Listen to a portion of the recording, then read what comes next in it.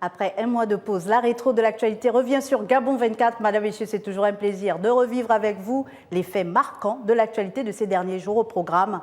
Après le coup de libération du 30 août dernier au Gabon, le président de la transition s'est lancé dans une campagne d'explication envers ses pairs, une campagne qui commence à porter du fruit puisque la voix du Gabon se fait de nouveau entendre sur la scène internationale. Et au Gabon, on en sait un peu plus sur la durée de la transition. Le calendrier a été dévoilé. Les principales dates sont connues. Dialogue, nouvelle constitution, référendum et élection. Le CTRI se propose de le faire en 2 ans. La task force sur la dette intérieure a commencé à rendre ses premières conclusions. Malversation financière, surfacturation, détournement de fonds. Plusieurs entreprises sont épinglées. Éboulement de la route à Okolassi, les autorités pointent du doigt la forte pluviométrie au Gabon. La vétusté du réseau routier n'est pas non plus à éluder. On le verra. Un programme alléchant, 3 invités dans cette émission. La rétro de l'actu, c'est parti. Et nous sommes pour cette première partie avec 2 invités, le professeur Flavien Enongwe, maître de conférences en philosophie, ancien diplomate, et Timothée Mémé, journaliste indépendant. Messieurs, bienvenue sur ce plateau de la rétro de l'actualité. Merci. Merci. Après les événements du 30 août au Gabon, le président de la transition, je le disais déjà à l'entame de mon propos, a entamé une tournée qui l'a conduit à prendre part au sommet des 3 bassins à Brazzaville et à la COP28, également au sommet Arabie Saoudite en Arabie Saoudite, à Riyad. On revient sur son allocution lors de la 28e conférence des partis sur le climat et on se retrouve juste derrière. Depuis l'accord de Paris sur le climat, force est de constater que nos COP sont loin d'atteindre les principaux objectifs visés. Je saisis donc l'opportunité que m'offre cette illustre tribune pour souligner la nécessité d'évaluer la mise en œuvre effective des résolutions de ces rencontres. Altesse, Excellences, Mesdames et Messieurs, je vous parle d'un pays, le Gabon, qui représente 11% du bassin du Congo, possède 88% de couverture forestière et tient un rôle essentiel dans l'action climatique mondiale. Je vous parle d'un pays qui est un véritable puits de carbone à préserver, qui absorbe 4 fois plus de tonnes qu'il n'en émet, en stockant chaque année dans ses forêts plus de 100 millions de tonnes. Je vous parle d'un pays qui a très rapidement compris la nécessité de préserver ce patrimoine naturel afin de léguer à ses enfants et à l'ensemble de l'humanité un avenir durable. Je vous parle encore de mon pays, le Gabon, qui a régulièrement été cité en exemple et fait l'objet de félicitations internationales pour sa position parmi les leaders mondiaux dans la lutte contre les changements climatiques. Mon peuple aspire à continuer dans la préservation de ses forêts, riches en biodiversité. Mais en échange de quoi? Des certificats de bonne conduite? Hélas, ils ne se mangent pas. Les Gabonais ont des besoins socio-économiques essentiels à satisfaire.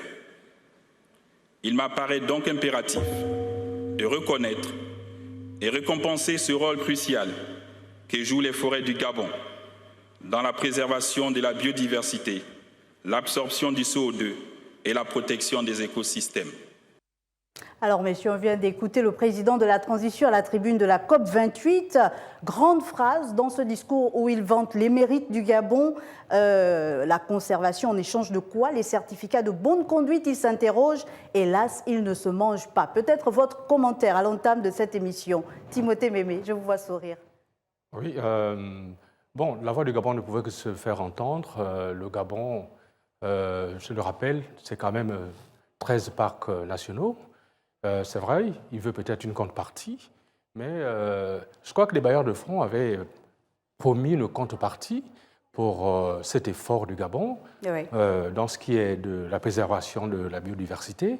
Bon, on ne sait pas ce qui s'est passé, est-ce que ça a été mal négocié? Bon, ce genre de rencontre, c'est vrai, on ne gagne rien, mais il y a que le président actuel, en prenant part à ce genre de rencontre, c'est déjà une chose. Il y a ce qu'on appelle la diplomatie de couloir, de coulisses. Il ne faut pas que le Gabon se laisse isoler. Le Gabon a commencé, le Gabon était sur une meilleure pente. Et la présence du Gabon, la voix du Gabon, dans ce genre de rencontre, ne fait que confirmer la place du Gabon dans ce qui est du concert des nations pour ce qui est de la lutte contre la biodiversité.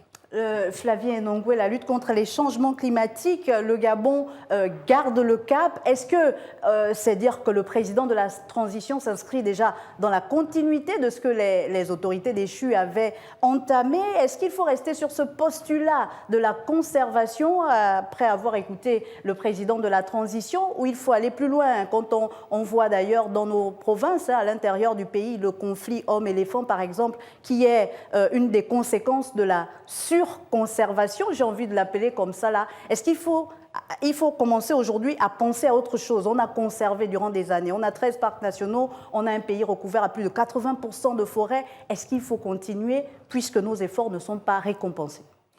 Alors, je dirais que oui, il faut continuer.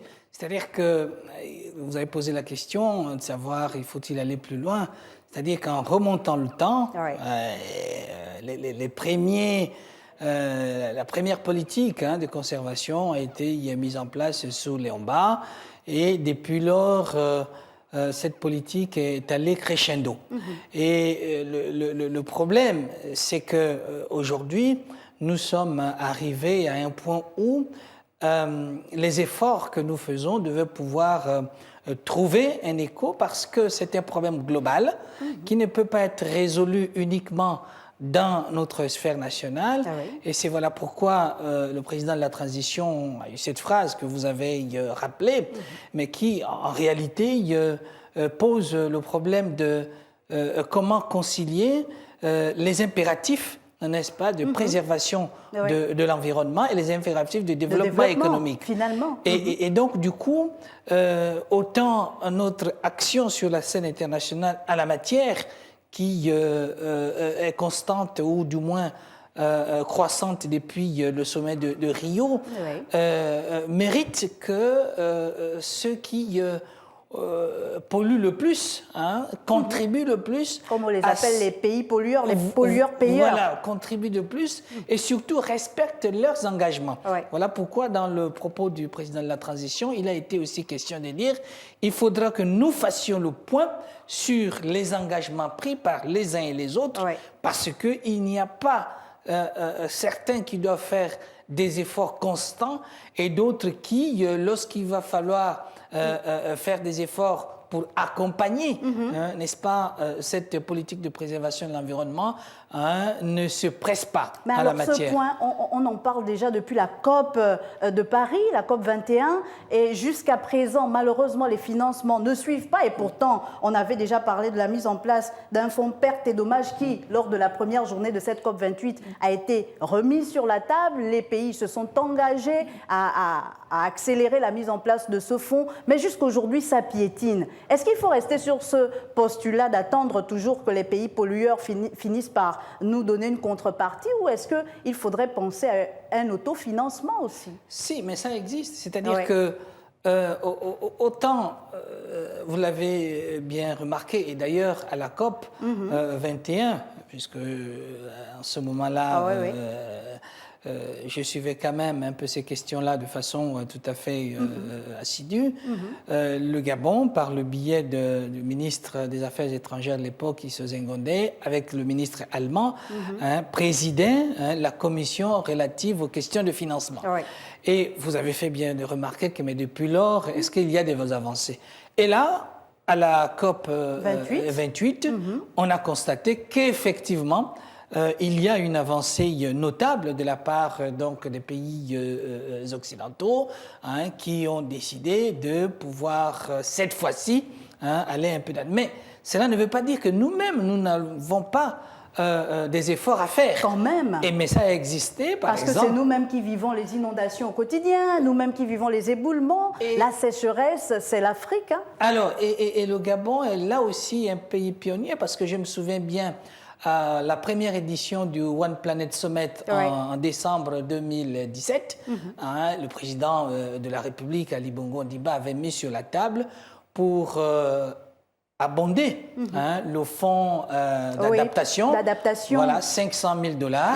Et c'était d'ailleurs le seul pays, je ne sais pas s'il y en a d'autres, qui ont emboîté le pas. Donc, c'est dire que nous n'attendons pas uniquement les efforts de la part de nos partenaires, nous faisons ici l'effort de notre côté pour pouvoir participer à cet effort collectif. Maintenant, le problème que vous avez posé du conflit homme-femme, c'est un peu plus compliqué parce que rien ne dit qu'il est lié forcément à la politique de préservation de l'environnement. Alors, plusieurs experts disent que c'est lié à la politique de préservation. Il y a d'autres qui parlent des changements climatiques, du fait que les éléphants auraient perdu leur habitat naturel, il n'y aurait plus les fruits qu'on retrouvait à l'époque. À mon avis, moins par les changements climatiques que, il faut le dire, l'exploitation intensive des forêts fait en sorte que leur écosystème est en déséquilibre, mais ils viennent se servir au niveau des plantations. C'est aussi facile que ça. Peut-être cela ne fait pas commode de présenter les choses ainsi, mais ça fait partie des éléments d'analyse qu'il faut mettre sur la table. Mais du coup, Timothée Mémé, conservation d'une part, développement économique de l'autre, comment on concilie les deux? Comment le Gabon ne sort pas grand perdant de ces efforts de conservation? Le conflit existe partout ailleurs. Lorsque vous voyez la forêt amazonienne, au Chiapas et tout, c'est les mêmes conflits. Les industriels viennent, ils exploitent des forêts. C'est-à-dire, les éléphants ici, effectivement, ont bousillé leur habitat naturel, leurs fruits. Ils savent, l'éléphant, lorsqu'on parle d'eux, l'éléphant a eu la mémoire d'éléphant. Ça veut dire qu'il sait qu'à 50 km, il y a un arbre fruitier qui donne à telle période. Lorsqu'il le vient, s'il ne trouve plus cet arbre, il est un peu dérouté, il est déboussolé, d'où les dégâts dans nos plantations et tout. Dans les villages qu'on constate. Villages. On le sait, le président de la transition, avant d'être à Dubaï, a effectué une tournée dans la sous-région pour expliquer les motivations de ce que d'aucuns appellent ou qualifient de coup de libération, d'autres parlent même de coup d'éclat. On a d'ailleurs vu un émissaire de l'Union africaine récemment à Libreville. Est-ce dire que le président Brice Clotaire Oligui Nguema a réussi à convaincre ses pairs des institutions régionales? Est-ce que les lignes bougent côté diplomatique, Timothée? Son approche consistait à faire en sorte que le Gabon ne soit pas isolé. Il fallait rassurer les pairs que, bon, il y a des enjeux, il y a des motivations, une campagne d'explication. Une campagne d'explication, effectivement. Expliquer l'acte qu'il a posé. Les motivations. Pourquoi il a posé l'acte. Mais seulement, il y a un revers de la médaille. C'est bien beau pour ce qui est de la diplomatie. Il rassure les pairs. Mais il y a que Yanaï, il y a d'autres sons de cloche qui estiment que en visitant des gens infréquentables, il risque de choper le virus qui transforme les gens en dictateurs. Et là, bon, et puis on remarque que le président Brice Clotaire Oligui Nguema, de moins en moins, il met son treillis avec il a tendance à civiliser son pouvoir, il faut le dire. Vous l'appelez d'ailleurs dans l'une de vos chroniques l'étoilé en chef. Voilà. Et on se dit, de plus en plus, est-ce que ce type va repartir dans les casernes? On a Timothée Mémé qui s'inquiète quand même de la posture du président de la transition. Est-ce qu'il y a de quoi s'inquiéter par rapport à cette tournée déjà vis-à-vis de ses pairs de la sous-région et par rapport peut-être aussi à tous les attributs liés au militaire qu'il est d'abord? Alors, il a posé un problème d'abord sur le champ de la diplomatie. C'est vrai, les émissaires, c'est une bonne chose, ça fait partie de l'action diplomatique. Mais lorsque on prend soi-même le bâton de pèlerin, on se dit que les échanges avec les homologues peuvent avoir beaucoup plus de portée que l'efficacité quelle que soit l'efficacité des émissaires qu'on envoie. En tout cas, il faut faire conjuguer les deux. Est-ce que la fréquentation d'autres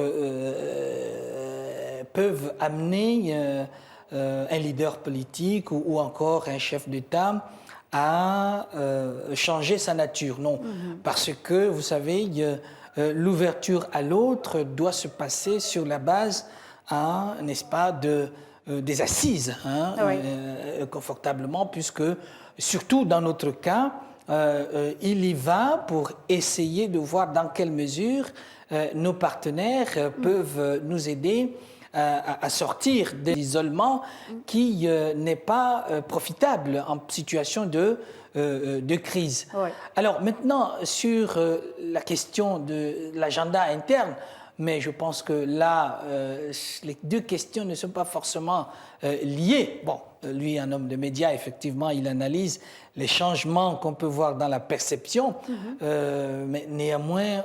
Et c'est bien d'avoir la perspective du diplomate que vous Surinterpréter êtes. peut nous amener aussi à des procès d'intention qui ne sont pas forcément de fondement. On observe une crispation côté CEAC, l'organisation sous-régionale a rendu public un communiqué, et je pense que Timothée et le professeur, vous l'avez lu, qui parle de la délocalisation de son siège. J'aimerais vous demander votre commentaire, simplement. Bon, c'est assez triste de la part de cette communauté internationale. On a eu affaire à des coups d'État électoraux ici. Cette organisation n'est pas sortie de sa réserve. Et donc, lorsque ces gens-là nous donnent des leçons de « oui, il faut moraliser, ouais, il y a entorse à la démocratie et tout », en fait, c'est des hypocrites, en fait, pour ainsi dire. Les hypocrites, selon Timothée, c'est assez fort, professeur Flavien. Je sais que vous, en tant que diplomate, vous allez... est-ce que vous convenez déjà avec Timothée? Parce que c'est quand même difficile. On a pu obtenir le siège au Gabon. Quand on connaît l'état de la communauté sous-régionale, le Gabon qui est l'un des pays qui contribue le plus dans cette communauté, de délocaliser ce siège. Alors qu'on voit à côté qu'il y a des institutions de la CEAC également, comme l'UNOCA, qui ont gardé leur siège à Libreville. Qu'est-ce qui se passe du côté de l'organisation sous-régionale? Alors, l'UNOCA, c'est davantage des Nations Unies. Oui, mais en fait, il faut différencier deux choses. Il y a des sanctions qui sont prises par rapport aux manquements liés à comment dirais-je, à nos obligations par rapport aux institutions auxquelles nous appartenons, que ce soit l'Union africaine ou encore la CEAC. Donc, nous avons des obligations.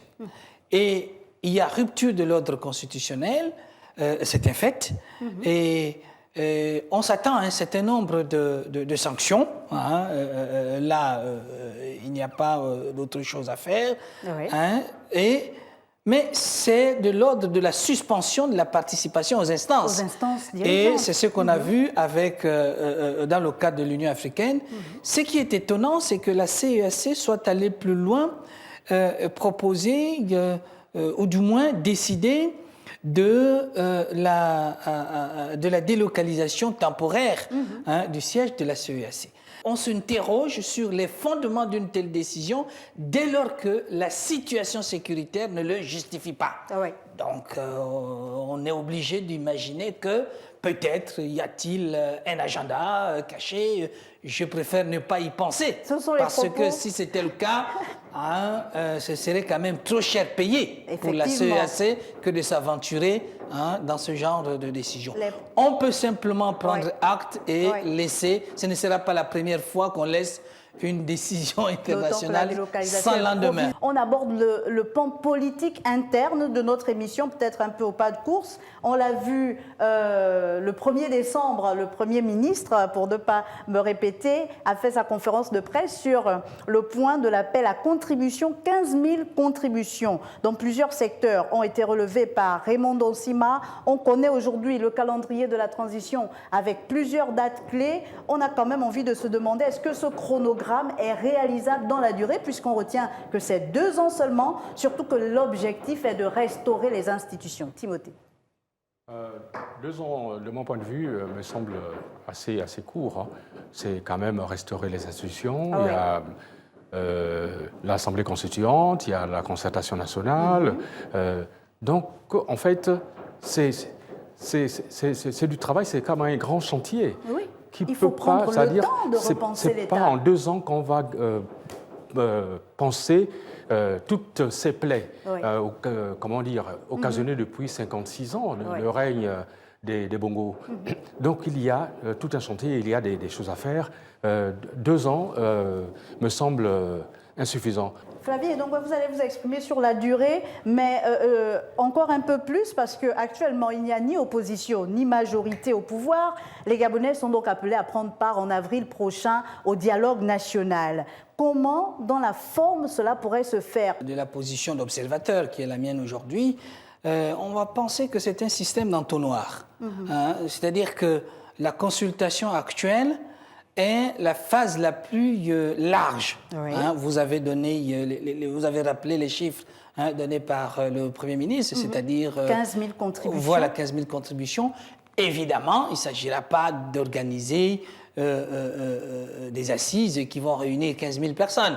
Donc, forcément, il y aura moins que ça. Ouais. Et pas forcément des gens qui ont soumis des contributions. Et comme cela s'est passé, je pense que ça sera un décret du président de la transition qui va désigner les Gabonais qui vont prendre part à la concertation, mais cela sera précédé sans doute d'une large concertation en considérant que les pans différents pans de la société, parce qu'il n'y a pas que la politique. Donc, il a déjà été désigné celui qui va conduire donc cette concertation, ou du moins ce dialogue, c'est-à-dire l'archevêque métropolitain de Libreville.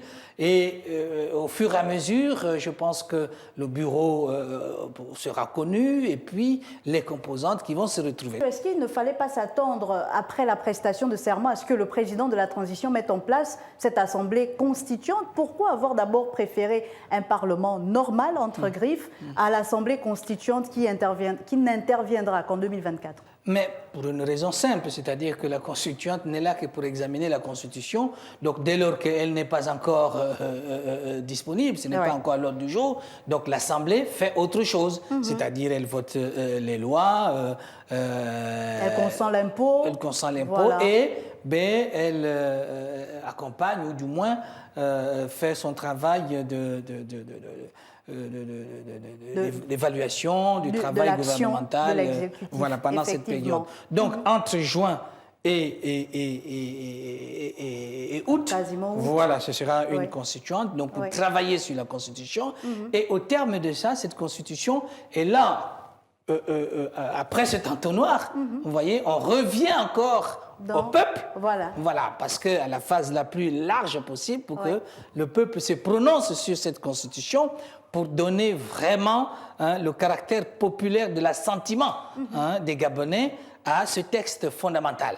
On est peut-être à la dernière question, messieurs. Les élections interviendront donc en août 2025. Alors, une nouvelle configuration du paysage politique est-elle donc envisageable quand on sait que certains hiérarques du Parti démocratique gabonais déchu occupent encore des postes clés au sein de l'administration de transition?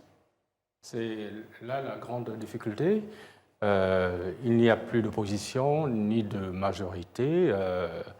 Le général président a tout phagocyté.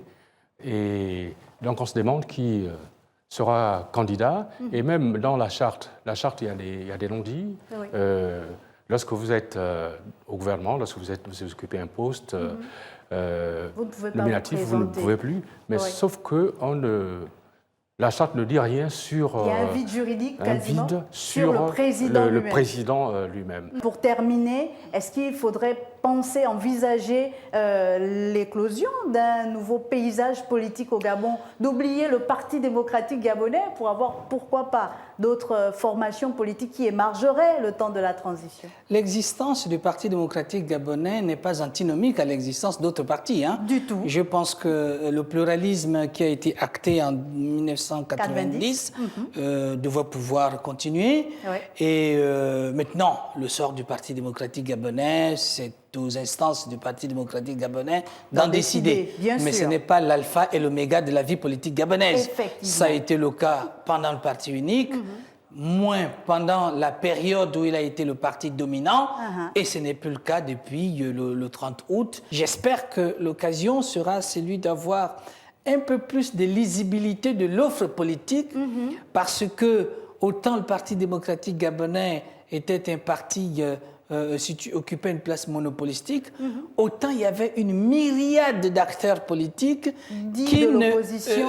opposition ou majorité, Oui. mais en tout cas qui ne favorisaient pas une lisibilité de l'offre politique. Donc je suis pour qu'il y ait de plus en plus de règles qui permettent que ceux qui sont vraiment participent à l'expression du suffrage universel soient ceux-là, qui soient des acteurs qui comptent demain. Bon, ce n'est pas à moi de le décider, mais c'est aux Gabonais, lorsqu'ils seront appelés à voter, qui vont trancher entre diverses prétentions. Le pouvoir au Gabonais, ce sera votre mot de fin, professeur Flavien Enongwe. Merci d'être passé sur le plateau de la rétro de l'actualité. C'est à moi de vous remercier. Timothée Mémé, vous restez avec moi parce que c'est déjà la fin de la première partie donc, de cette émission. Et alors que la Task Force fait des remous chez certains opérateurs économiques véreux, le CTRI, lui, s'emploie à trouver des solutions aux problèmes quotidiens des Gabonais. Mais y parviendra-t-il seulement? Task Force de la dette intérieure, route, inondation et éboulement, on en parle dans la deuxième partie de cette émission.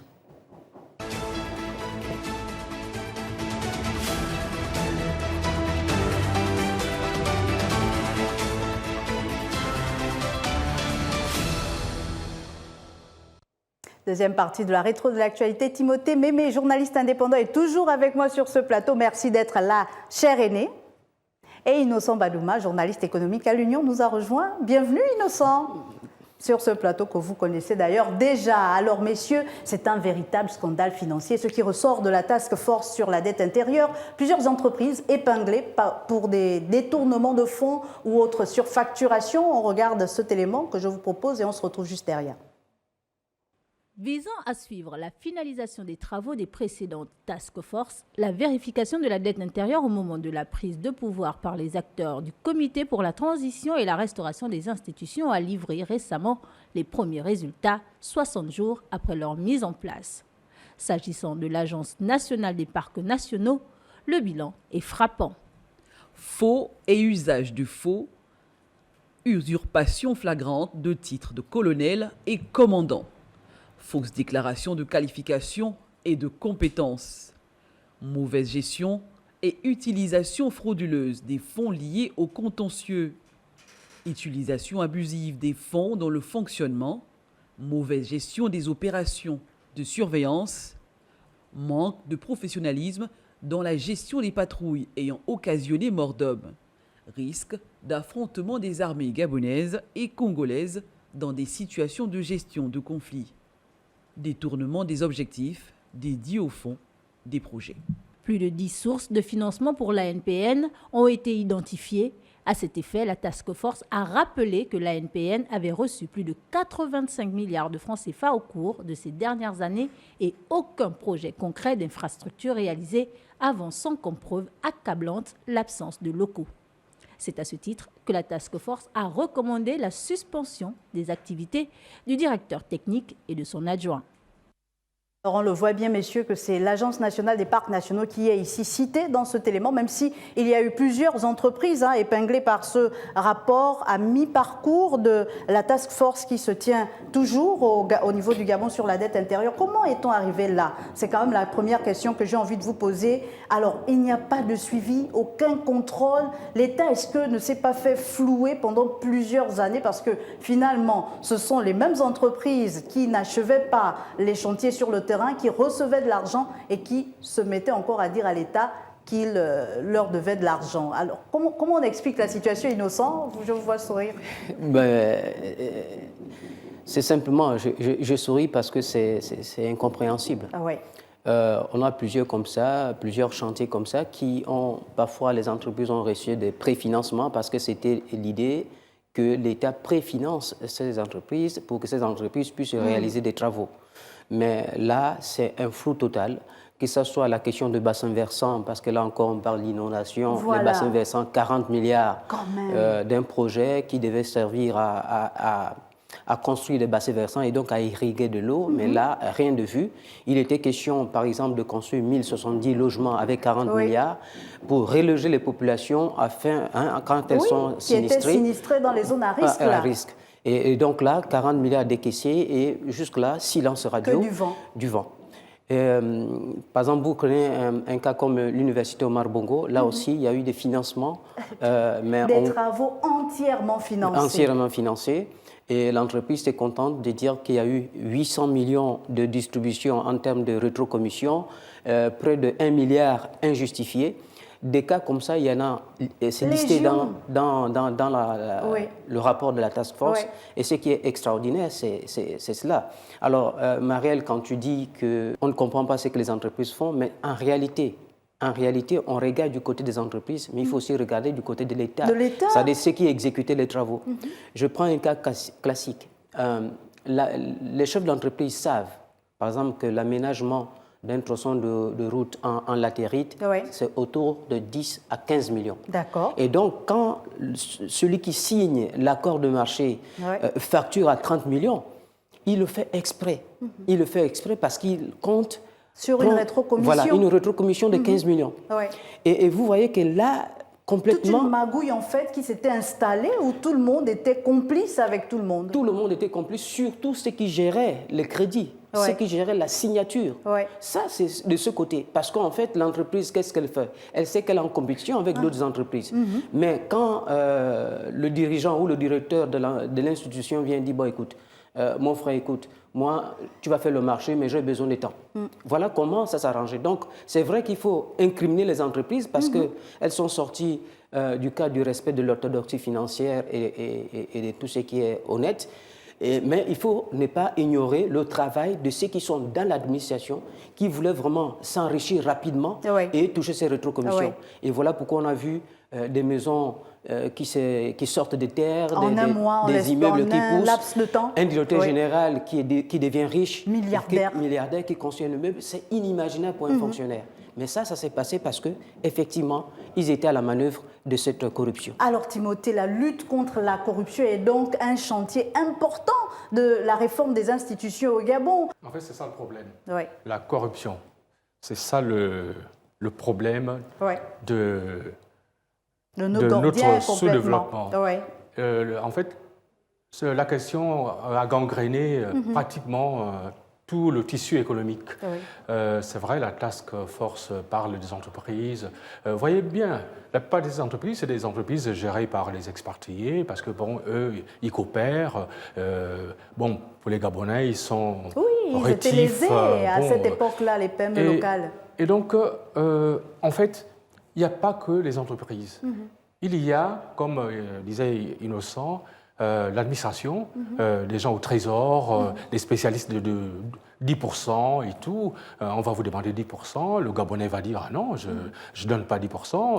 Et puis voilà, tu n'as pas de signature. C'était un peu ça. La task force a vraiment du pain sur la planche. La corruption, c'est vraiment, ça a gangréné tout le tissu économique. On a même envie de se poser la question, pendant que Timothée est en train de parler, sur quelle base, la base de quels critères étaient attribués les marchés publics? C'était des marchés de gré à gré, malheureusement. Faisant entorse à la loi. À partir de 30 millions, il faut qu'il y ait appel d'offres. Ça ne se passait pas comme ça. Voilà. C'était des marchés de gré à gré. Je viens vous voir, vous êtes directeur, vous avez la signature, et puis bon, on s'arrange à l'amiable. Vous avez des rétrocommissions. Au Gabon innocent d'avoir les meilleurs textes, hein, avec notre code des marchés publics, etc., mais de ne pas les faire appliquer. Le problème, Ariel, c'est la moralisation ou la gangrène, en fait. Ceux qui étaient dirigeants à cette époque, directeurs généraux, chefs de service, couraient tous à l'enrichissement. Oui. Donc personne ne regardait vraiment le développement du pays. Et même quand vous enquêtez sur ces entreprises, c'est vrai, comme le disait Timothée tout à l'heure, vous allez voir que ce sont les Ouest-Africains, on leur prêtait même d'être des meilleurs gestionnaires, des meilleurs hommes d'affaires. En réalité, c'était des meilleures personnes corrompues, c'était des meilleures interfaces, c'était le fusible en fait. Mais les propriétaires, les actionnaires de ces entreprises, c'est souvent ceux qui étaient dans l'appareil de l'administration. Et donc, ce sont eux qui disaient, voilà, mettez telle facture parce qu'ils voulaient tout de suite gagner de l'argent. Vous voyez, 800 millions de rétrocommissions. Mon Dieu. 1 milliard injustifié pour un chantier évalué à 3 milliards. Et la task force nous indique que sur plusieurs points, qu'il y a eu surfacturation reconnue par les chefs d'entreprise. Et donc, c'était déjà devenu une gymnastique pour ces hommes-là de dire, écoutez, bon, on va s'enrichir, et d'où les expressions « qui est fou ». C'est-à-dire, quand on nommait quelqu'un, il disait qui est fou pour ne pas voler de l'argent et s'enrichir. Mais autant de façons de penser qui doivent cesser, en fait, lors de cette période de transition, aussi courte soit-elle, puisque Timothée et professeur Flavien Ndongo, on en parlait déjà dans la première partie de cette émission, même si elle dure que 2 ans. Il faudrait donc remettre les bases de l'État, remettre l'État sur les rails. Est-ce qu'on est capable de le faire, Innocent? Voilà pourquoi moi, contrairement à Timothée, je vais être pour une transition un peu plus longue. Moi, je souhaiterais qu'elle soit... Oui, il l'avait dit, la période est courte. Oui, il faut qu'elle soit longue pour changer les mentalités. Je prends un cas simple. Nous avons vécu le confinement suite à la survenue de la Covid-19. Covid-19, on a vécu et l'État nous a confinés pendant 3 ans. Regardez le comportement des Librevillais aujourd'hui. Plus personne ne traîne. On a été habitués pendant 3 ans, la mentalité et les habitudes ont changé. Et je pense que si on se précipite, c'est justement parce que les gens ne veulent pas que les militaires poursuivent l'action, l'enquête, la moralisation de la société. Entre politique, hommes civils, c'est bien. On s'arrange, c'est des parents, etc. Donc, ici, c'est de mettre le pays sur les rails. C'est de comprendre qu'en fait, la corruption ne profite pas. Aucun pays au monde ne peut se développer sérieusement avec la corruption. Là où il y a eu corruption, il y a eu retard dans le développement. Et aujourd'hui, on peut voir que... On peut le constater. En quelques années, le Gabon a reculé. Pas de routes, pas d'hôpitaux. La corruption partait partout. Même quand vous étiez à la fonction publique, vous avez un diplôme, vous voulez être engagé, on vous dit d'amener 3 millions, 2 millions pour bénéficier d'un poste budgétaire. Avec le scandale qui est d'ailleurs sorti au niveau du ministère des Eaux et Forêts, c'est complètement incroyable. Mais alors, messieurs, ce rapport qui n'est qu'à mi-parcours, parce que Dieu seul sait ce que nous réserve le rapport final de cette task force, nous parle de près de 20 milliards qui ont été recouvrés en matière d'impôts auprès des entreprises. Il reste un peu plus de 46 milliards. Que va-t-on faire de ces fonds? Est-ce qu'on connaît déjà leur destination? Messieurs, Timothée. Ou peut-être, est-ce qu'il y aurait des pistes prioritaires pour mettre à profit ces fonds? Et même là, le montant dont vous parlez là, c'est pas seulement le montant. Les redressements fiscaux, s'il va falloir enquêter sur les grosses, les majors, vous comprendrez que c'est plus que ça. Non, la corruption a vraiment gangréné notre société. Et la task force, c'est vrai, elle enquête, mais jusqu'où? Il y a ces ripoux qui sont là, qui sont, pour certains, en fonction, pour d'autres, ils ne sont plus en fonction, mais au-delà d'enquêter ici, de traquer l'argent planqué dans les petites banques, dans les maisons. Il y a les comptes offshore, effectivement. Dans les paradis fiscaux et tout, il va falloir traquer. C'est peut-être le moment de mettre Interpol à contribution. Effectivement. Pourquoi pas? Pour le suivi, puisqu'il y a une traçabilité. qui doit se faire. Timothée, peut-être rebondir sur la question. Là, Timothée l'a dit, oui, là, nous sommes sur la question financière, c'est-à-dire les stocks financiers qui existaient au niveau du Gabon, qu'on pouvait traquer facilement. Mais il y a aussi, vous avez vu, ces immeubles qui ont poussé un peu partout à Libreville, il faut enquêter. Tout ça, c'est le blanchiment. On parlait de biens mal acquis à l'époque à Paris. Voilà, c'est des blanchiments d'argent. Oui. On prenait de l'argent de l'État et on construisait des immeubles pour remettre tout ça dans le circuit économique. Mais au-delà, il y a eu de l'argent qui a été planqué. Donc moi, j'estime, à mon humble avis, qu'il faut donner du temps à cette task force qui est militaire, parce qu'il y a eu une première qui était civile, mais qui a complètement échoué. On n'a pas vu de rapport. C'est l'occasion de Donc, le dire. il faut laisser la task force militaire continuer ce travail qui peut aller dans 2 ans, 3 ans, parce que l'intérêt serait d'aller récupérer tout ce qui a été planqué à l'extérieur, tout cet argent qui a été blanchi à l'argent, planqué dans les paradis fiscaux, il faut essayer de récupérer un maximum. Pour redresser l'économie et relancer le développement. Maintenant, que faire de cet argent qui est récupéré? Il faut d'abord mettre au trésor et ensuite voir les urgences. Aujourd'hui, on a un certain nombre de coupures de routes, de besoins de scolarisation, besoin d'achat de médicaments. Donc, il y a des urgences. Et là, c'est les arbitrages du gouvernement. Mais ce qui serait essentiel, c'est de mettre tout dans une caisse et de faire le point. On aura l'occasion de revenir sur ces questions sociales. Aujourd'hui, l'État a réussi à obtenir 158 milliards pour apurer la dette intérieure, un prêt de la banque Ecobank, on peut le dire. J'aimerais comprendre, messieurs, on s'endette pour payer la dette. Comment ça fonctionne? En principe, oui. Le pays doit emprunter. C'est-à-dire, vous ne pouvez pas, ça ne fonctionne pas dans le genre, vous apurez votre dette et tout, non, on emprunte. Les États-Unis, c'est le plus grand pays qui est super endetté. En fait, tous les grands pays s'endettent. Donc, ce n'est pas une L'ancien régime tentait d'ailleurs de justifier les emprunts obligataires de cette façon, s'emprunter pour payer la dette. Mais on a vu que ça n'a pas fonctionné, cette façon de faire, Innocent. Oui, ça n'a pas fonctionné parce qu'en fait, pour parler de l'emprunt, l'argent, quand vous apprêtez de l'argent, vous le faites vous-même. Si vous allez à la banque, vous prenez un crédit et que ce crédit vous investissez pour que ça ramène, vous n'allez pas ressentir le crédit. Donc la question, la finalité n'est pas l'endettement en tant que tel, mais c'est le retour sur investissement de l'endettement.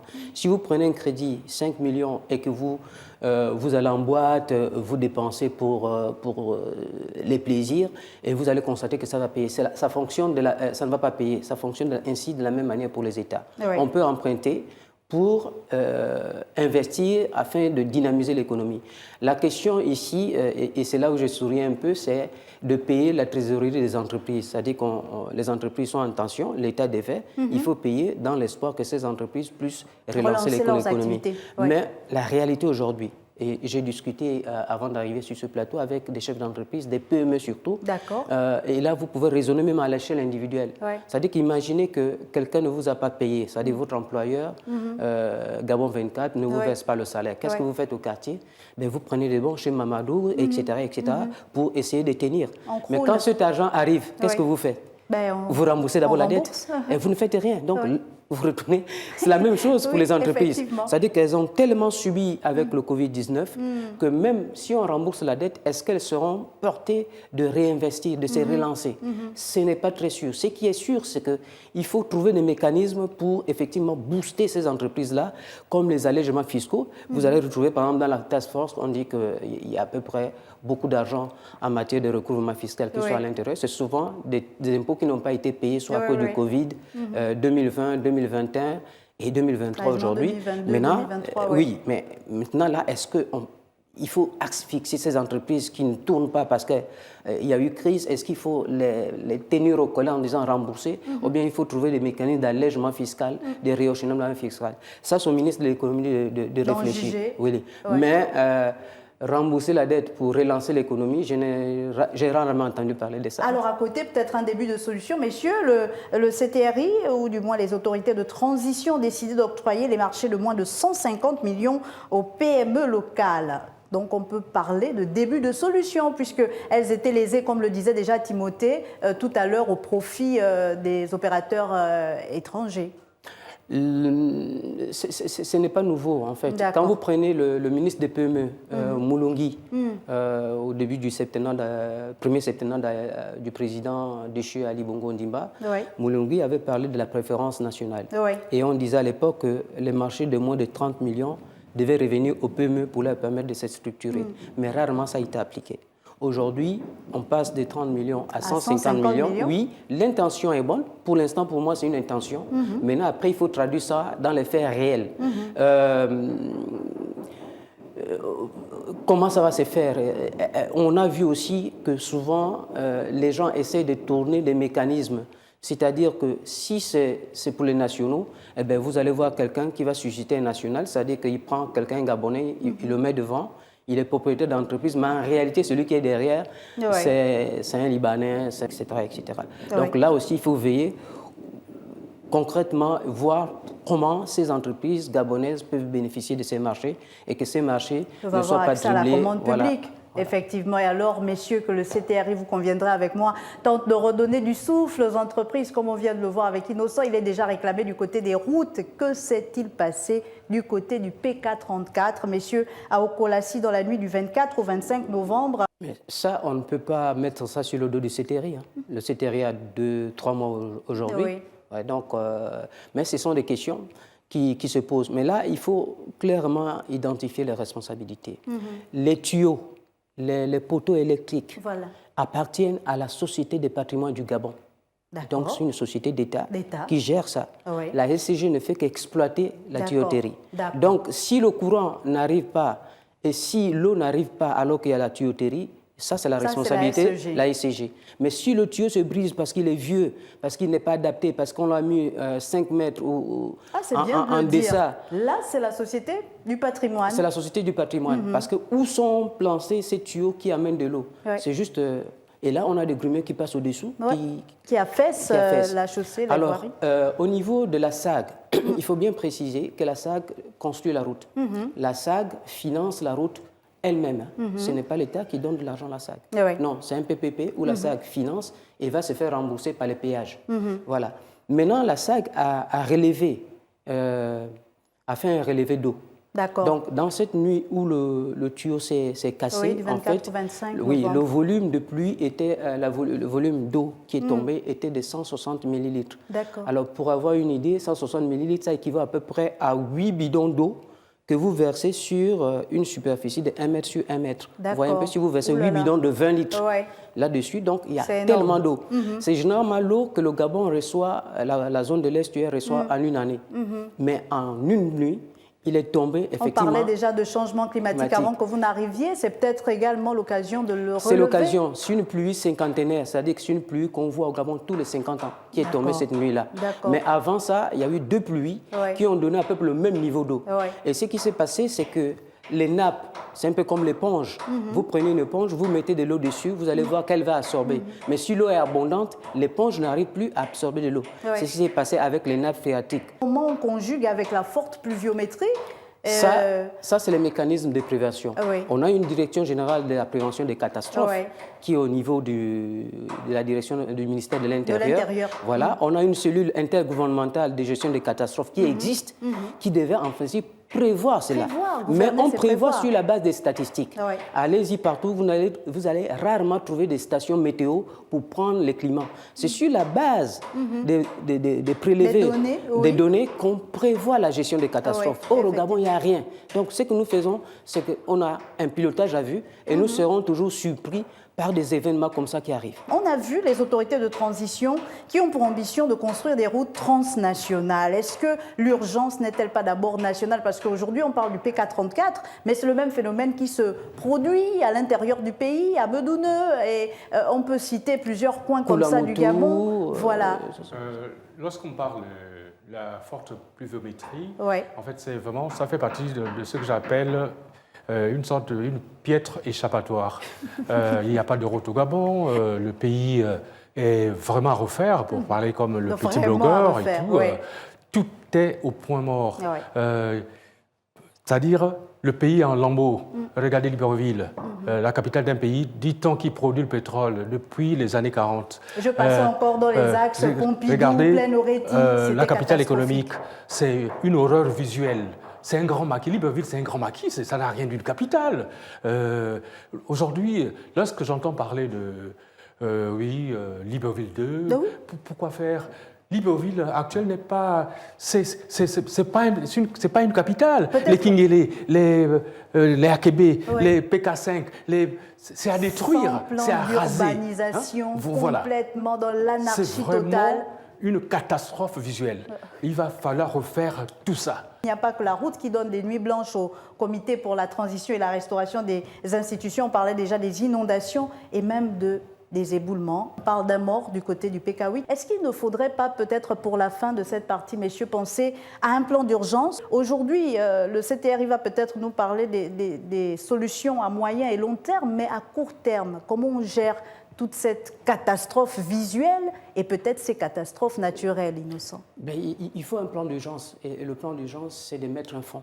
Il faut un fonds pour la gestion des cas d'urgence. Mais je pense qu'un fonds a été mis en place par le Premier ministre qui s'est réuni avec certains membres du gouvernement à la suite des éboulements. On attend de voir entre annonce et réalité. Bon, souvent, il y a concrétisation. Un gap. Mais ce qui serait intéressant de faire, c'est de reloger. Parce que quand vous voyez les éboulements, c'est quoi?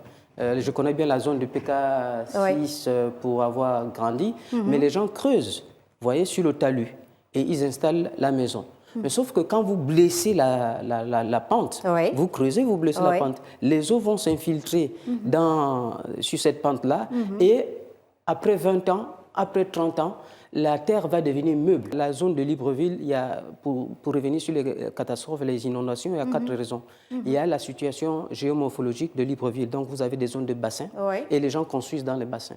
Vous avez les canalisations pour l'évacuation d'eau qui n'ont pas été calibrées. Parce qu'on construit des caniveaux sans savoir même la quantité d'eau qui va passer par là. Donc, soit on fait tout petit, et quand la pluie est forte, les eaux débordent. Parce qu'on construisait à l'époque pour une population de 500 000 habitants. Il y a l'incivisme même des populations. Là aussi, c'est une question de responsabilité. Parce que vous arrivez quelque part, vous voyez bien que l'eau, et la terre est meuble, il y a de l'eau. Donc, à tout moment, ça peut s'inonder. Mais vous construisez quand même. Donc, il y a l'incivisme à ce niveau. Le deuxième niveau d'incivisme, c'est de jeter les ordures. Quelqu'un qui a fini, qui a coupé un arbre, il jette dans les bassins versants. Et d'autres viennent, il a obtenu je ne sais quel document du cadastre, il vient planter sa maison sur le passage d'un parade d'eau. Donc, c'est à l'incivisme à ce niveau. Donc, l'État a sa responsabilité. L'État a sa responsabilité, les populations ont leur responsabilité. Mais dans tout le cas, un État ne doit pas abandonner ses populations. Bien sûr. Donc, ça, l'État de prévoir des séances de relogement et peut-être. Et là, peut-être que je vais avoir un point divergent avec Timothée, c'est de construire un Libreville 2. On abandonne les MAPAN, tout cela, on remet un Libreville bien propre qui tienne compte de tous ces paramètres. Dans l'espoir que l'anarchie ne nous poursuivra pas, puisque la vieille nature... Mais ça s'est fait ailleurs. Vous allez à Malabo à côté, vous allez voir, la ville est bonne. Allez-y à Malabo, vous aurez honte. Vous allez à Addis Abeba, vous voyez Éthiopie 2. Mais c'est fantastique, c'est comme si vous n'étiez pas en Afrique. Donc, je pense qu'on peut penser à faire quelque chose. À Libreville 2. À Libreville 2. Casser les maisons, dédommager les gens et revenir encore, ça va coûter trop cher. On tourne autour et ce sera votre mot de fin, Timothée. Il y avait un plan de relogement, non? Lorsqu'il y a eu la catastrophe du marché Badane. Malheureusement, il y a eu un plan de relogement. Été concrétisé une fois de plus. Et là, ils courent un risque, les gens du marché Badane. La terre continue à glisser, voilà. Et ne soyez pas surpris que d'ici là, on enregistre un autre drame. On a dit à Bikele, il y avait des maisons, des villas qui leur étaient destinées, mais pourquoi on ne les leur attribue pas? C'est la question. Que je me on aura pose. peut-être l'occasion de revenir sur ces questions de logement sur une autre émission de la rétro de l'actualité. Merci beaucoup à Timothée Mémé qui m'a accompagné tout au long de cette émission, journaliste indépendant. Ce fut un plaisir et merci à Innocent, messieurs, pour vos analyses et commentaires. La rédaction de Gabon 24 vous remercie à notre niveau. On apporte également notre contribution pour la réforme des institutions et merci surtout au professeur Flavien Nongoué qui était là pour la première partie de cette émission. La rétro de l'actualité, c'est fini pour aujourd'hui. On se retrouve dans un mois pour décortiquer l'actualité avec la même passion. Au revoir.